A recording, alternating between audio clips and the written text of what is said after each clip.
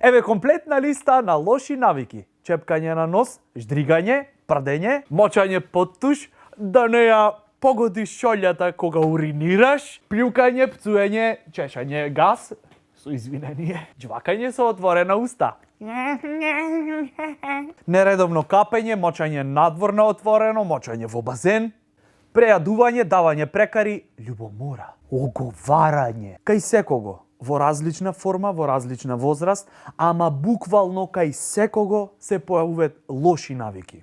Некој, например, од мал грицкат ногти, некој од куќе се разведи. Кај други луѓе се скриени лошите навики и само тие си ги знаат. Си ги прават тајно, например, си под си се тушираш, оп, ти идат за мочање и И најако со лошиви навики е што ти појма немаш дека тоа е лоша навика. И го правиш несвесно, пример, дур си гледаш телевизија или си замислен за нешто. Една од гадните работи со лошите навики е што ние ете така, впрочем, ги прифаќаме такви какви што се и немаме потреба да ги именуваме. Не сакаме да ги отфрламе и станве дел од нас. Зошто го чепкаш носот? Не го чепкам. Така си се чешам понекога.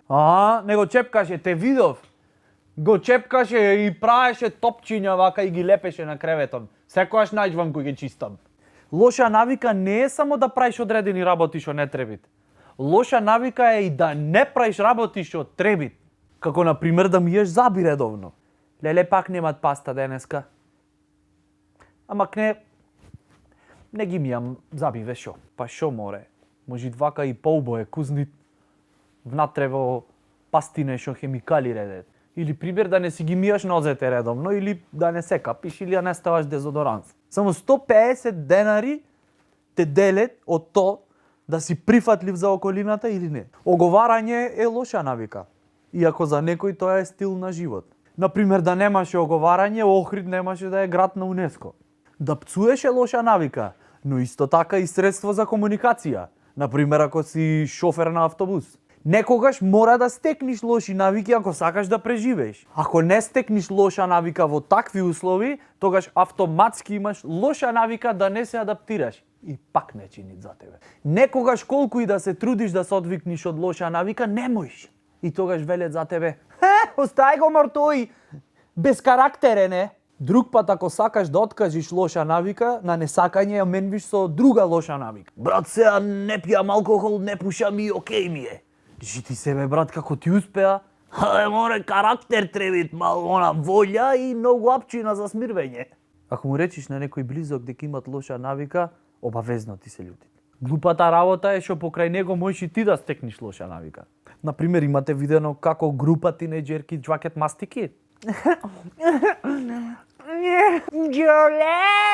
Или кој е најупотребуван збор кај група пубертетли во второ полугодие од седмо? Шо г***ба море п***та мајчи ми ојај шо ти е море тебе ваева ти материна п***та стопанкина педер еден. Има ти навики што не можеш да ги ставиш во категорија добри или лоши, затоа што не знаеш какви се ефектите. Ако е ефектот добар, тогаш ќе е позитивна навика. Ако е ефектот лош, тогаш ќе е негативна, лоша навика. Например, палење на вештерки во среден век од страна на инквизицијата се сметало дека е екстремно добра навика. После некое време се испоставило дека то не се вештерки, туку дека се малку поразлични луѓе. Упс. И навиката го сменила своето основно значење. Игнорирање може да биде и добра и лоша навика.